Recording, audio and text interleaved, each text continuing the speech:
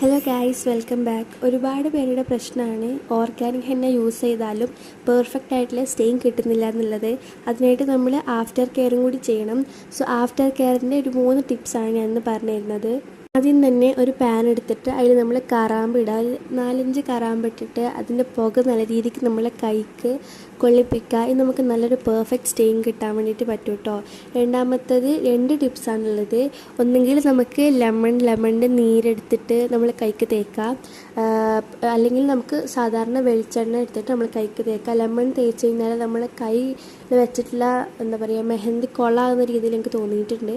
അതുകൊണ്ട് ഞാൻ അധികം പ്രിഫർ ചെയ്യുക നമ്മുടെ വെളിച്ചെണ്ണയാണ്.